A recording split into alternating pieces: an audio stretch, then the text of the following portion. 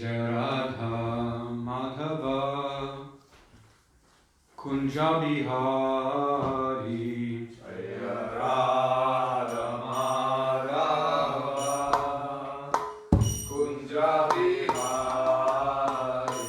Jai Radha Madhava Kunja Bihari Jai Radha Madhava Kunja Bihari Jai Gopi Janna Vallabha Girivaradhari Jai Gopi Janna Vallabha Girivaradhari Jai Gopi Janna Vallabha Girivaradhari Jai Gopi Janna Vallabha Girivaradhari Yashodanandana Braja Janaranjana Yashodanandana Braja Janaranjana Yashodanandana Braja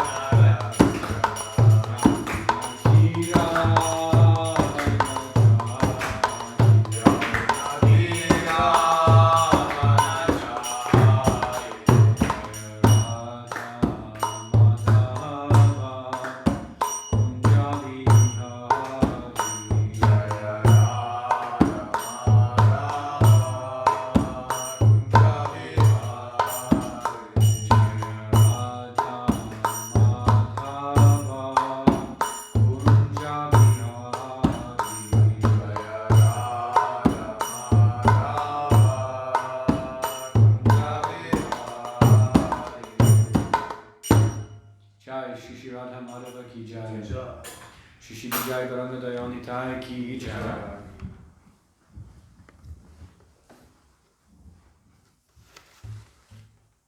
Thank you, sir.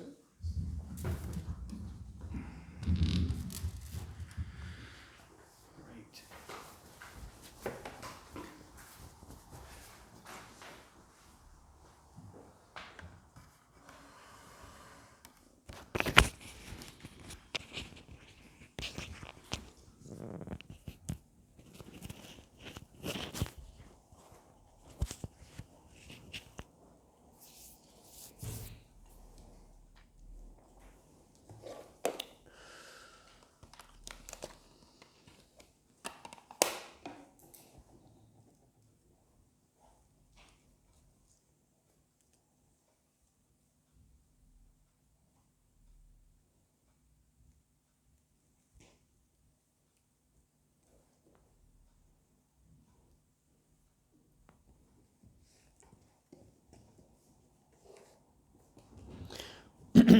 Okay, today we are reading from a Transcendental Diary, Travels with His Divine Grace, A.C. Bhakti Vedanta Swami Prabhupada, October 1976 to November 1976, by Hari Sari Prabhu.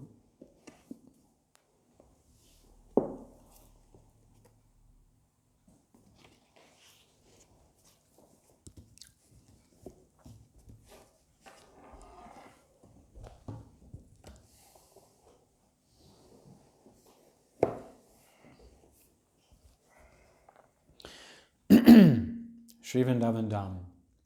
These kinds of dealings are a frustration for Srila Prabhupada. But, as he says, he cannot be everywhere at once. And if his disciples fight amongst themselves, despite his pleas to the contrary, it becomes a disturbance to his efforts to spread the Krishna consciousness movement. He has in the past complained about the fighting spirit of his Western disciples. But it is still going on. Yet he has to delegate responsibilities to them and hope they transcend their differences for the sake of Lord Chaitanya's mission. Management is a headache, from which he has repeatedly said that he wants to be free so that he can retire to do his main work, the writing of his books. But incidents like this make that prospect more difficult.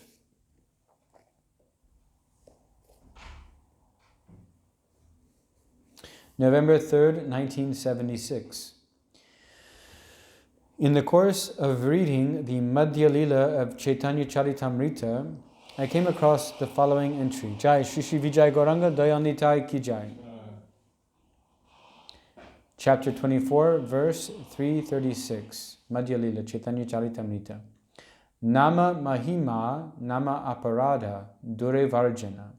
Vaishnava Lakshana, Seva Parada Kandana. You should glorify the holy name and explain that one must carefully give up offenses when chanting the holy name. You should also describe the symptoms of a Vaishnava and explain that one must give up or nullify all kinds of seva aparad, offenses in deity worship. In his commentary, Srila Prabhupada says, the devotee should always be very careful not to commit the 10 offenses when chanting the Hare Krishna mantra. If a devotee very strictly follows the methods of deity worship, he will naturally and quickly become a pure Vaishnava. A pure Vaishnava has unflinching faith in the Lord, and he does not deviate at all. He is always engaged in perfect deity worship. One should also note the specific offenses against deity worship. These are mentioned in the Skanda Purana Avanti Kanda, spoken by Vyasadeva himself. One should liquidate all kinds of offenses. Prabhupada lists these 32 offenses. Number 26 states, one should not offer obeisances to others before the deity. This immediately brought a doubt to my mind. Every day, after greeting the deities and before class, we worship Srila Prabhupada in the temple room, with the deity doors open. We line up, offer him flowers on the Vyasasana, and then offer him our prostrated obeisances on the floor, directly in front of the deities. So this morning I brought up my doubt to Srila Prabhupada. Srila Prabhupada replied quite simply, "It is a technicality," and that was it. From this I have understood that whereas we should not offer our obeisances to any other person, including the Vaishnavas, directly in front of the deities, the formal respect shown the spiritual master, who is a direct representative of Krishna, by the offering of Guru Puja, is different and supersedes the ordinary technical considerations. Krishna becomes pleased by seeing his pure devotee honored, and this is more important than observance of ritual.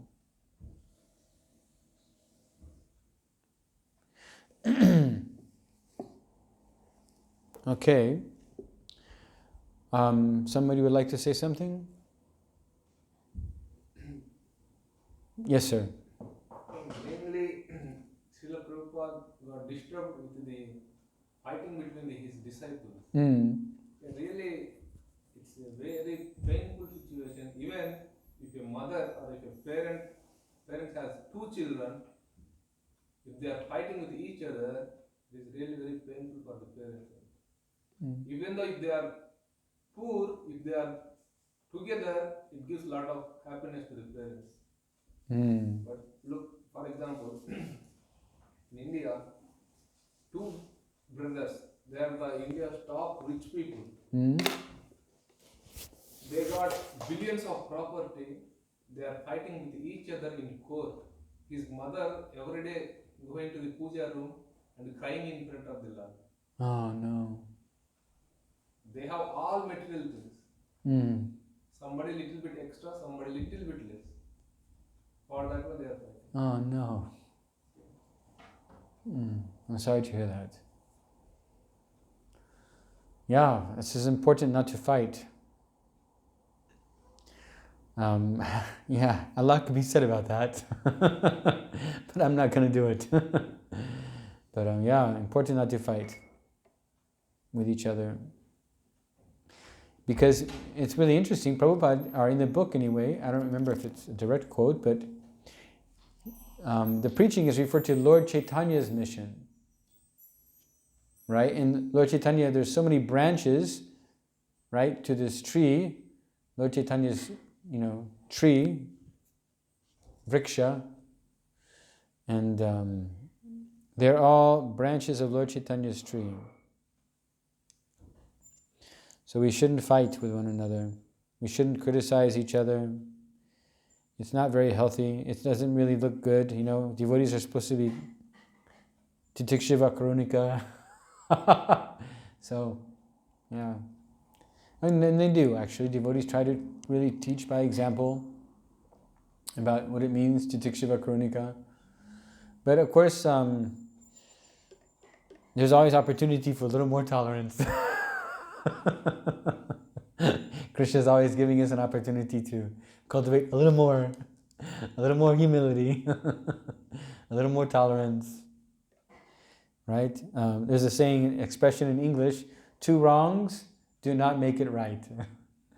Right? And that means that if you feel offended by somebody, then the response oftentimes is that their offensive behavior justifies the victim in being offensive as well.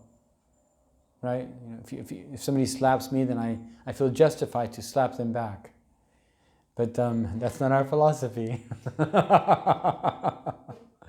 only that one, Prabhu, sometimes I observe myself that revenge taking, you will wait for an opportunity.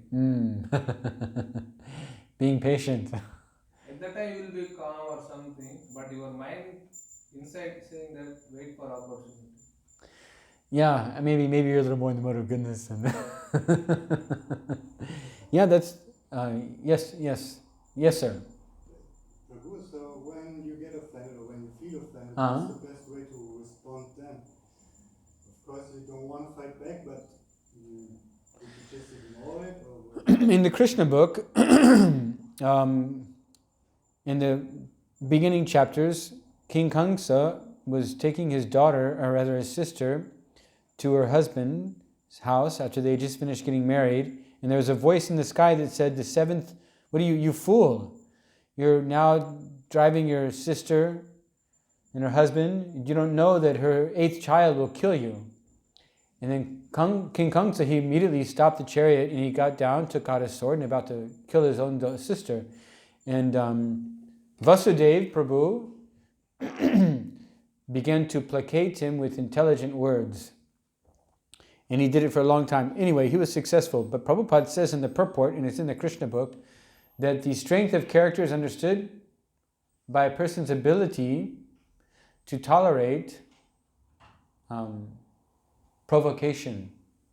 Do you know what it means, provocation? yes, What is this word in German? Provokation. Provokation, of provoke? Yeah, to provoke, provozieren. Provozieren, Provokation, provozieren.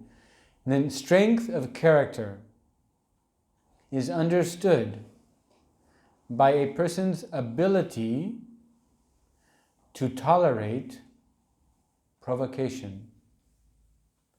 So what does that mean? That means when we feel provoked, our character is being tested. That's what's happening. Krishna is testing our character. Because Krishna is the Supreme Personality of Godhead. He's the cause of all causes. Ishvara Parama Krishna. He wants us to come back to Godhead. And so from time to time, he takes a nice opportunity. He makes an arrangement, an elaborate arrangement, to show us what cannot come back. To show us what needs to be let go of. And to test our strength of mind and character, to see how much advancement we have made. Because he is a person. We are also people. We are not him.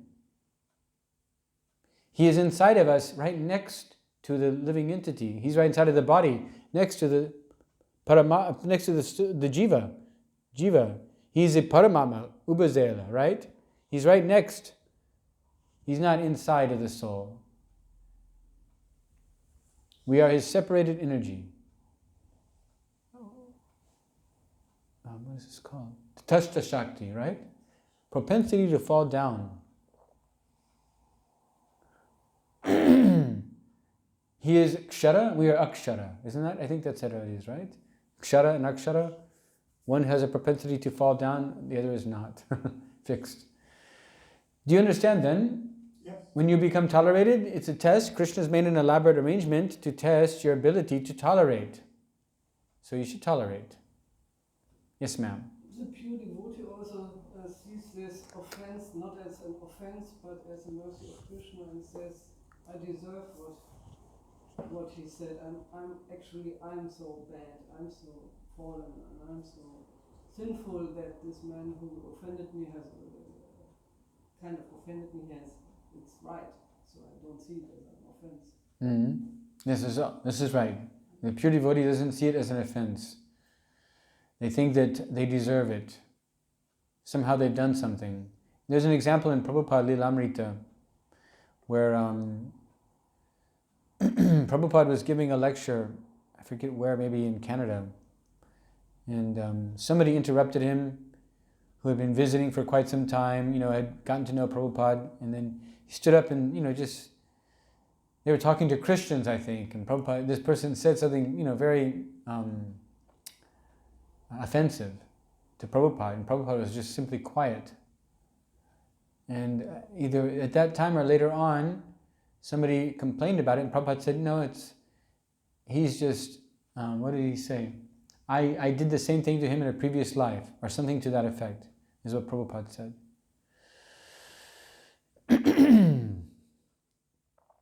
Yeah.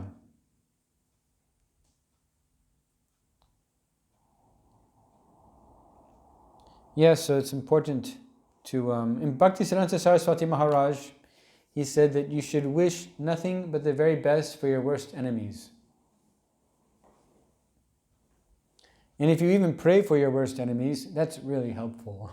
I mean, that's like getting out the Terminator scrub pad on the pot. You know, you have these big black pots, sometimes rice gets really cooked in. We've got this tool that was showed to me by the gentleman Vinimadava Prabhu, and it's basically the Terminator for cleaning, and it just scrapes it out. No messing around with scrubbing. You just scrape and you just dig out cakes of it, you know? Big layers of black stuff. It's coming right out. So when you pray for your worst enemies, that's like really doing the maha cleaning. Serious cleaning going on, big time. Bam. Washing it away. You know, that's great medicine. If you do that, boy, you can just do it once. It's like really pray hard for them, just one time in front of the deity. Let Krishna know, that one there, right there. Yes, that one. Once is good. If you can do it a lot, that's great. But, you know, at least try one time. And then you know, okay, I did it one time. Please leave me alone about this. Yeah, pray for them. Because they're intoxicated by the material energy. Okay, I'm going to start reading Bhagavatam now, because we're getting into it with Bhagavatam anyway. What happens when they do that? That means they're intoxicated by the material energy. And this is talked about in the 3rd canto. I think it's 29th chapter, verses 8 through 11. The devotional service under the different modes of nature. And it says in the mode of goodness, the devotee is performing devotional service because they want to be free from the inebrieties of the material energy. Inebriety, when a person is inebriated, it means that they're intoxicated. So inebrieties means drunken behavior. So slapping somebody is drunken behavior. You know, in general, right? Being offensive, rude, and stuff like that. All right, ladies and gentlemen. Today we are reading from Srimad Bhagavatam, 5th canto, the creative impetus, chapter number 4, the characters of Rishabdev, verse number 13. And also, you know, we should understand these people are devotees. They're devotees. They're just a little covered over, but they're devotees. Yes, sir. Yeah, when Vishnu was lying down on the Adishesha, so one side demons, one side devotees, like demigods, both were praying to Lord Vishnu. So we cannot say that they are demons, both are devotees of Lord. Right. Well, this is a good one, really nice. Playing characters, one is demon, one is demigod. Right. Yeah, actually, they are playing different roles. They're Jiva, but also Jiva Srupoya Krishnara Nityadas. The original constitutional position of the Jiva is Krishna Nitya Das, eternal servant of the Lord. And look, you have to think about all this service these devotees do. You know, anyway, I don't want to talk about it too much, but they're devotees. They're devotees. Remember that. Whenever you have an opportunity to find fault with them, remember they're bhaktas. They are bhaktas. They have a relationship with Krishna.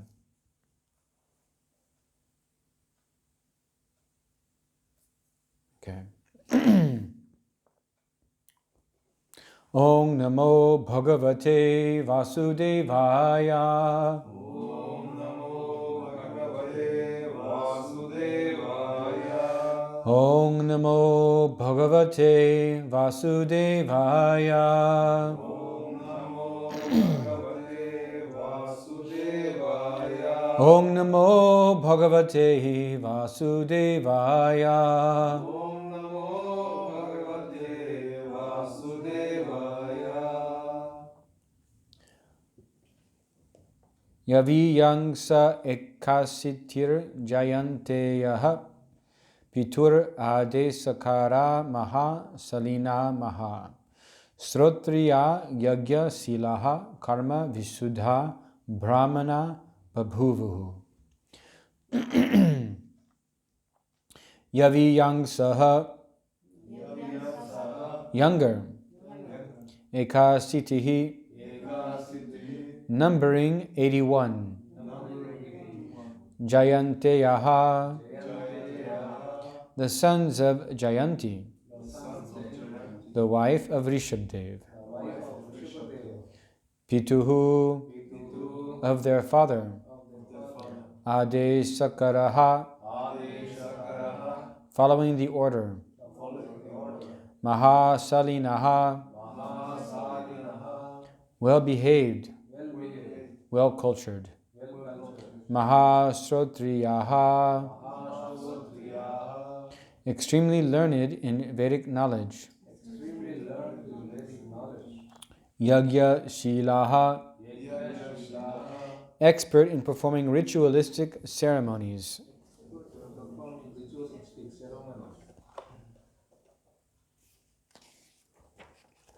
Karma Visuddhaha, very pure in their activities.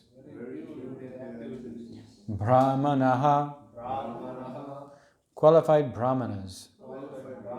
Babhuvuhu, became.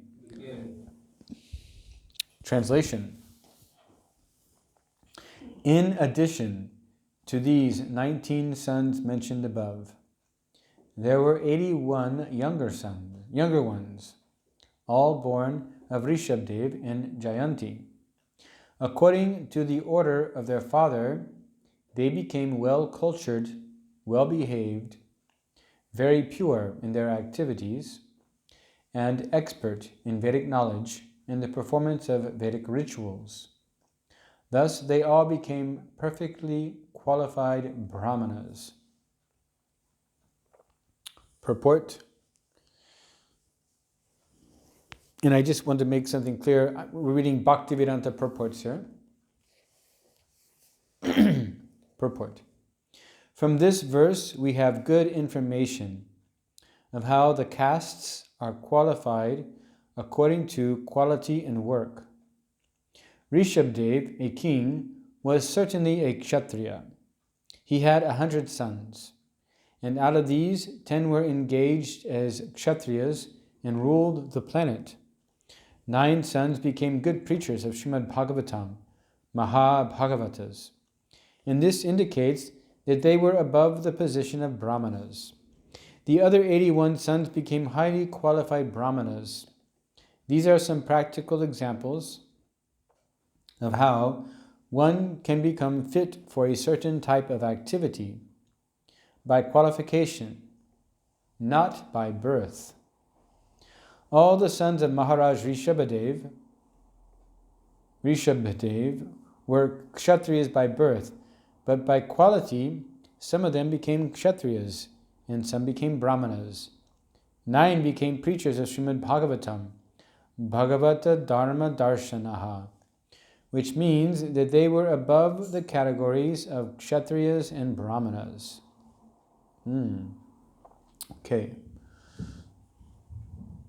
Om Angyana Timir Andhasya Gyananjana Shalakaya Chakshur Unmilitam Yena Tasmai Sri Gurave Namaha Sri Chaitanya Manobhishtam Stapitam Yena Bhutale Svayang Rupa Kadamayang Dadati Svaparantikam.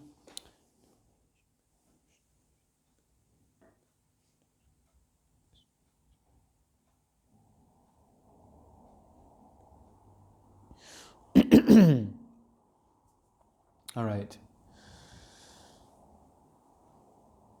So I'm going to talk about the purport here. So this is an interesting, good example. See, Prabhupada makes a very good point in here. All of the children of Rishabdev were kshatriyas. But they had different qualities. Some were Brahmins, and some were preachers. Well, this is interesting because what is being said here is that, of course, there's a couple of things. By cultivating the different modes of nature, we can rise or fall in our varna. Varna means like occupational engagement that is according to our modes of nature. So, for example, the merchant, right, is said to be in the mixed modes of passion and ignorance, right? And a kshatriya is more in the modes of passion, and then the Brahman is in the mode of goodness. So what does that mean, passion and ignorance? Why passion and ignorance? Because they sometimes have to tell lies and do a little bit of cheating to earn a livelihood. Vaishnava, what do you call these people? Vaishyas, right. In other words, Prabhupada gives the example that I have the best price, right? Every merchant will tell you they have the best price. But it's not possible for every merchant to have the best price. But that's just what is necessary in order to earn a livelihood. And actually, a little bit of dishonesty in Bhagavatam, 8th canto, in the last verse of the chapter, talking about Bali Maharaj and how Sukracharya was telling Bali Maharaj that this Vamanadev is the personality of Godhead. And Sukracharya gave him different reasons, different justifications for dishonesty, and one of them is in earning your livelihood. So it's justified to be a little dishonest when earning your livelihood, according to Srimad Bhagavatam. But I don't know how far you want to take that.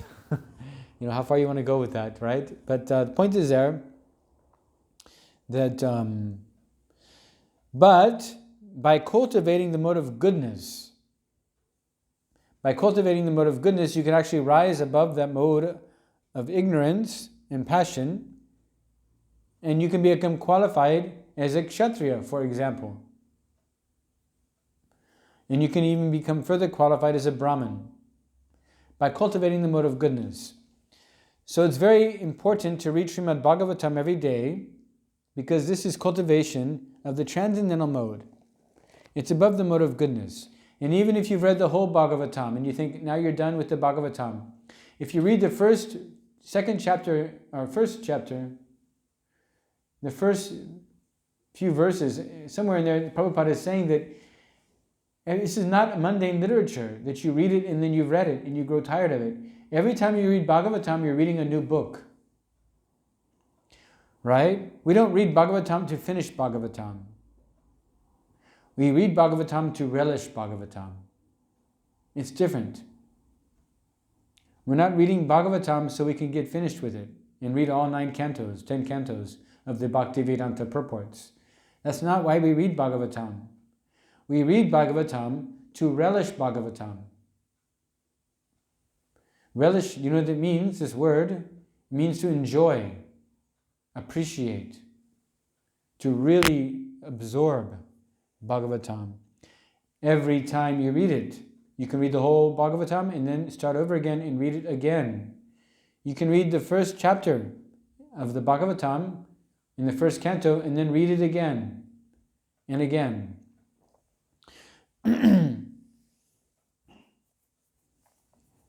So this part is actually very important, because some of them became Bhagavad Dharma Darshanaha. So what does that mean? Darshana means to see. Bhagavad Dharma means the qualities and activities of a Bhagavat, a Mahabhagavat, one who is personification of Srimad Bhagavatam. So the person who is personification of Srimad Bhagavatam, they are above even the Brahmanas, right? How do we understand that? Because a Brahmana is conditioned by the mode of goodness. What is that conditioning? The conditioning of the mode of goodness is that they are happy, right? They have a sense of knowledge. They realize that they're knowledgeable, and through their knowledge they've been able to stop their sinful activities. So they experience some happiness. But what? Anybody? But what? They're proud. They're very proud. They're very proud. Thank you. They're very proud. They become... That is more about my values, but not all Brahmanas. Okay. In the Bhagavad Gita, It's written in Bhagavad Gita. in the Bhagavad Gita, in the 18th chapter, it explains the different modes of material nature, and it talks about the mode of goodness, and says the Brahmins are conditioned by the mode of goodness, and then with that conditioning they get a sense of pride. They become proud. But a Mahabhagavata is not proud. A Mahabhagavata is in the mode, not in the mode, is transcendental to the modes of nature. A preacher of Bhagavat, by example, is transcendental to the modes of nature. They're not puffed up about their knowledge. They're not artificially proud.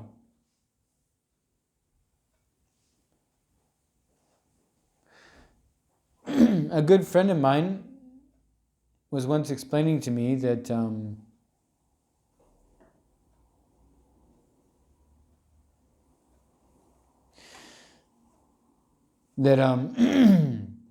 Prabhupada, he showed me a picture of Srila Prabhupada, and he said he looks very regal.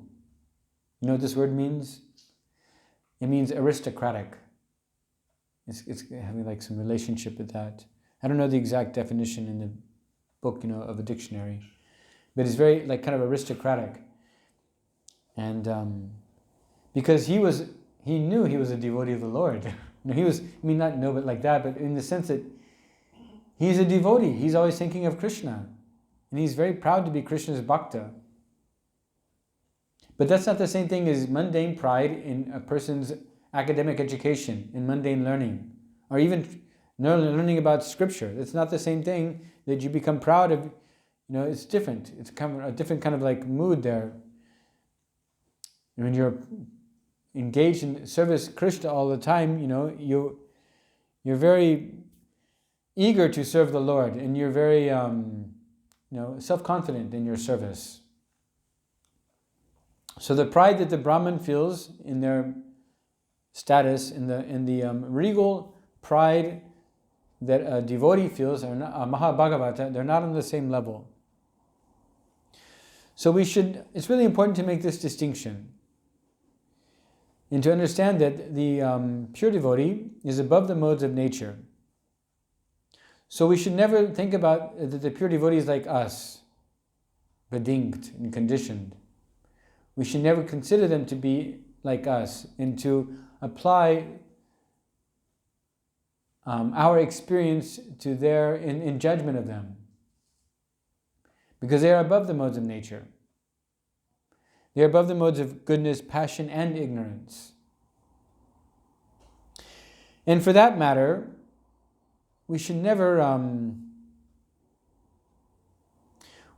actually judge any devotee, unless it's our service. Because by this judgment, this leads to conflict. We see a difference. We start to criticize. And that will make your life very difficult. Criticizing devotees of any level. Devotees in the mode of ignorance or passion or goodness, they're all worshipable. That's in the Bhagavatam also, 3rd canto, chapter 29, verse 8. Devotee performing devotional service in the mode of ignorance is worshipable. Chamara, fan, they are worshipable. So we should be careful never to judge any devotee and hold them to our standard, or anybody's standard. It's inefficient. You cannot change anybody else. You can only change yourself. Anyway, in the short term, Krishna can make elaborate arrangements to motivate you to change yourself. But yeah. So this point is being made here, that the Bhagavat is above the Brahman, is the highest perfectional stage, and should not be judged by other people. We should not place our judgment upon them. They're not conditioned by the modes of nature. They're above even a Brahmana. And even though it may look like they have some flaws in their character, for example, in the Bhagavatam, first canto, I think it's chapter 2 or 1, it says that even though improperly heard and chanted, right? Even though improperly heard and chanted is this Bhagavatam, even though these verses may be not properly heard or chanted, they are appreciated by persons who are thoroughly honest. And Prabhupada says in the purport that there are two kinds of Brahmins, one that's expert in chanting mantras and one that's expert in preaching Krishna consciousness. And he says that the one who's expert in preaching Krishna consciousness, it's more important to be expert in preaching Krishna consciousness than to chant the proper mantra. Mantras were chanted for performance of sacrifice, yajna. And the typical example we have is that of an animal being sacrificed, but from the sacrifice, the animal gets a new life, a new birth. But these animals, by the power of mantra, that was happening by the power of mantra, and there were referees, Brahmins, who were making sure every mantra was properly pronounced. So that is not a symptom of a pure devotee that they properly chant the mantras. The symptom is in their behavior. So that's why, again, it's important not to hold others to very important to avoid this critical behavior mentality. It's because of envy that we have this. Enviousness of Krishna. And because we are all devotees of Krishna, we are taking it out on each other. Because no one is foolish enough to find fault with the deity. Well, some people, yeah. It's sneaky. This fault finding is very, very sneaky thing. Kind of sneaks in.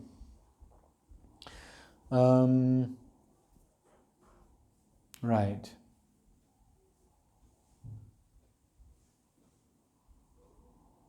Right, and then I say a little bit more about this, that at least in our line, we, as a Goshta Anandi, means we are a preaching movement. It means that we don't sit down in a solitary place to perfect our Krishna consciousness. We go out and preach to perfect our Krishna consciousness. Because devotional service can be performed in any status of life. A person can become a pure devotee if they're working as a construction worker, a police officer, garbage collector, a judge, however it may be. They can become perfect because it's about the application of consciousness, the most subtle of senses. And from consciousness, you become Krishna conscious, means you do your activities for the pleasure of God. And then gradually, your whole body becomes purified of these other desires to serve yourself.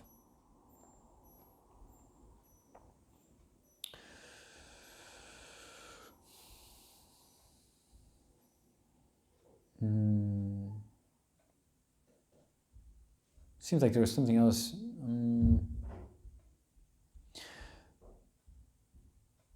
Okay, but then, so that's... Oh, right. So the preaching, right. So they go out and preach Krishna consciousness. And that is another symptom of a devotee who is either actively cleaning their heart or already having cleaned their heart. That they are constantly preaching, also by their example. And also by talking, by giving this gospel of Lord Chaitanya Mahaprabhu to other people. Through the distribution of literature, the holding of lectures. So many ways to do this. So many ways. And, I'm actually just about finished saying this, everything. The last point is very important. The point about preaching is very important. That a pure devotee is not retiring somewhere. Prabhupada was preaching all the time, even to the very end. And then the one other thing I would like to say, getting back to our earlier conversation, About, what was it we were talking about? Turning the other cheek or something like that? Fault finding, or fighting? How to deal with provocation. Oh, how to deal with provocation. To simply tolerate it. And to see it as a mercy of the Lord. As the opportunity, or as what we deserve for previous behavior. And also the opportunity to shed a little more dirt within our heart. And to really speed up that process, it helps to actually confront it and apologize to those devotees you've offended and pray for those devotees who have offended you. That's actually very important, and it speeds up this process. So, we can all kind of think about how we can do that individually, but it makes for a nice community living. Because living in any community, any temple, any community at all, any small village, there's invariably going to be some, how do you call that word? Conflict? Yeah, right, conflict in society, social discord. Social discord. So it's good to address it before it gets out of hand and deal with it in a professional manner. So I'm finished speaking on Srimad Bhagavatam. Shri Shri Vijay Gauranga Dayanitai Ki Jai. Are there any questions? Or comments? All right. Yes, sir. Yeah, I do have I'm working in material places. I'm working in it's called Kinderheim, and I'm an educator there. Okay. And there is a lot of fighting going on between the teams we have because of the different matters. And I always think how much should I kind of fight back, because I don't have any scriptures to rely on. I can't say so here it's in the scriptures we can't behave like that. They wouldn't accept it, And then I ask myself, how can I righteously do the right thing? How can I express my point of view without offending anyone and without being aggressive myself? And so this gentleman, you're saying, so you work in a Kinderheim, home for children. Yes. How old are they? Oh, they're like from 12 till 18. And so there's fighting between the teams. Does that mean adults are fighting or children are fighting? Like say, I'm an educator, he's an educator, she's an educator, and we're fighting. What are we spending our money on? Oh, that kind of fighting. Okay, I know the solution. Anybody wants to guess?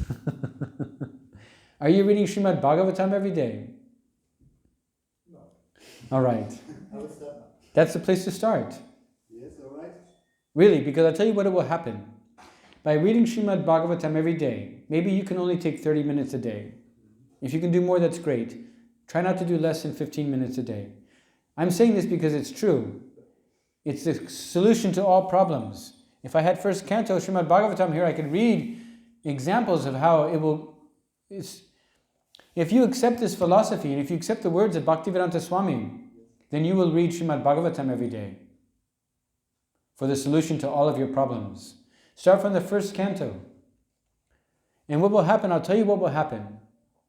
It's actually very scientific, but it seems like magic. You will start to rise to the mode of goodness.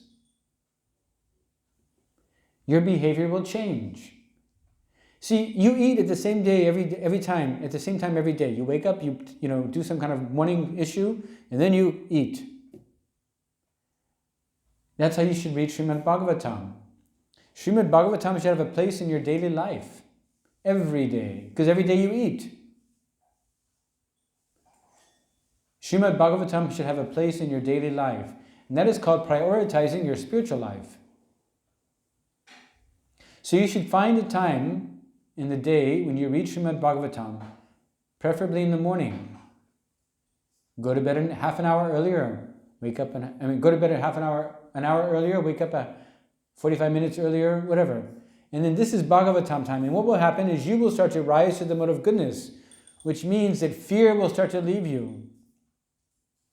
Right? This kind of fear, what else is there? Envy, pride, thinking you know what's best. All these things will leave and you'll become silent.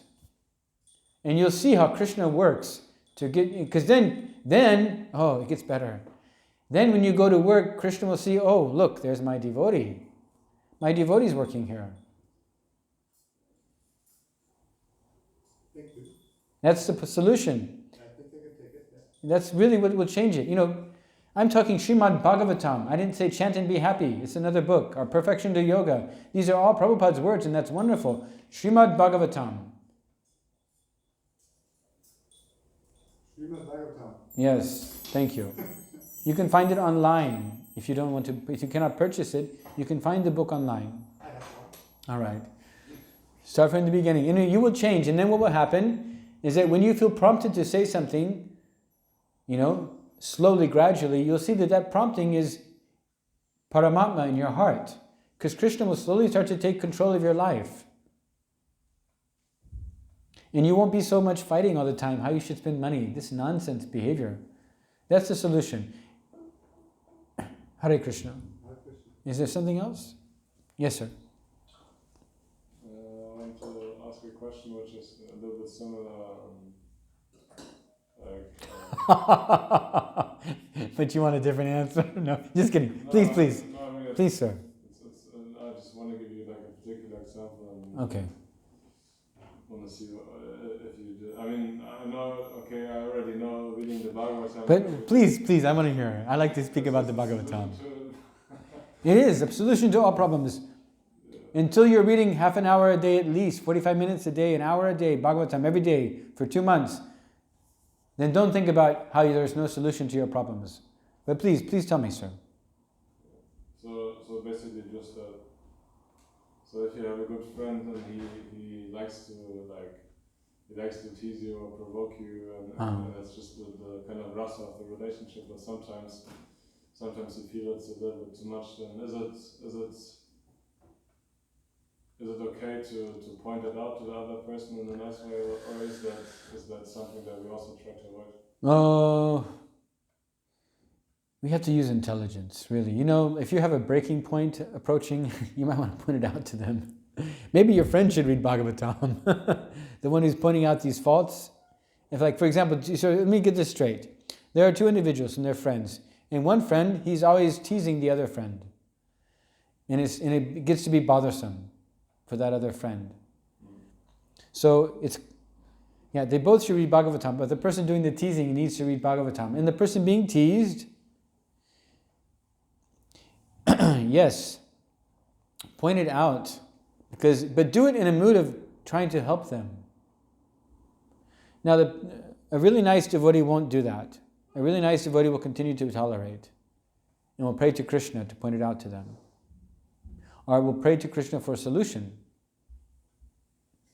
That person simply leaves your association, or that they have a realization. Then Krishna will come into them and show them. If you pray like that, Krishna will show them their problem. It says in scripture, there's a story from the Mahabharata that, I'll just make it really short. An intelligent person will correct themselves. Right? Because they will see their own faults. Because they practice introspection. But if you're not having that kind of level of tolerance, the person being teased doesn't have that level of tolerance, then they should say something, but in the mood of trying to help your friend. If it's your friend, you will say something to help them become a better person. My dear sir, I really need to share something with you. And don't make it about yourself, like it bothers me when, This behavior you have is not conducive for devotional service. Or maybe they're not practicing anyway, then you say it's not conducive for good relations with others. And because you're my friend, I want to show you that, because I want you to be a better person. I know you have more potential. But this is kind of like mundane. Really, according to Bhagavatam, you should tolerate and pray to Krishna for a solution. Maybe if this is a good solution, though, maybe this is a good solution. Maybe Krishna inspires you to say something to them. My dear Prabhu, my dear dear Mataji, you're hurting my heart. Because I see you suffer so much from your offensive behavior.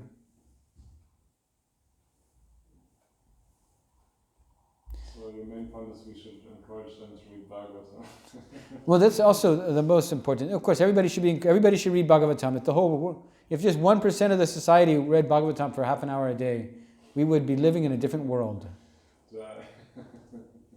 Yes, sir. Is that okay, though? Yeah, thank you. Yes, sir. Yes, sir. I heard from one Prabhu that if somebody trying to criticize or provoke you, there is two ways: reacting and responding. Reacting means just like when you move the Coca-Cola bottle, when you open the cap, it will come like that is reaction.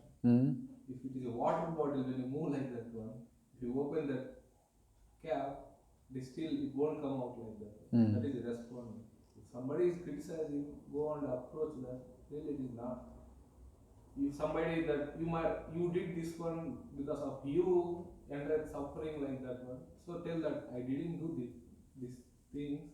So unnecessarily you are criticizing me instead of finding that how dare you are criticizing me? Do you know who I am? Instead of behaving like that one, tell that I didn't do these things. So they will try to understand. Yeah, that's really nice. Like what he said, responding, and you have to be intelligent and think of a good response instead of. But maybe, I had a situation. I was at work and I was being harassed at work and went on for a long time. This person, wow, they really need to get some help, And I ended up tolerating and then I went into depression, deep depression, and then I went into psychosis. But that was healthy for me, because from that perspective, I was able to really cry out for help to, Guru and Krishna. Maybe it's not necessary to get that far with it. No problem. I would recommend this gentleman here, Vinay Madhava Prabhu, what he has said, find an intelligent way to respond that will help your friend. You have to do it with a mute of humility, wanting to help them. Yes, sir. You mentioned that use your intelligence. From where we will get that intelligence? By reading Srimad Bhagavatam. Yes, yes. When you read these Shastras, even Radhashyam Prabhu also mentioned that when you read these Shastras, you will come to the mode of goodness, and your intelligence also will increase. How you can do this? Right. If you observe, before coming to the Krishna consciousness, some people, their intelligence is different. And when they are practicing a long period of Krishna consciousness, their intelligence is completely higher, and they can do many things at a time. Yeah. You might have seen many people. Yeah, myself, primarily. And other people too. I've seen people go through those changes of, you read Bhagavatam every day, you will change. Did you read Bhagavatam today? It's okay. We love you anyway. It's cool. It's kind of maybe not a pro. Yeah, but that's really by reading. I have this experience because I was on book distribution. I going out every day, and you get that calm state of mind. You get this kind of shakti or bhakti by reading Bhagavatam. It's attractive. People feel your mode of goodness in your transcendental mode. Okay, this is everything? It's okay? Garantra Srimad Bhagavatam ki jai. Srila Prabhupada's Bhaktivedanta purports ki jai.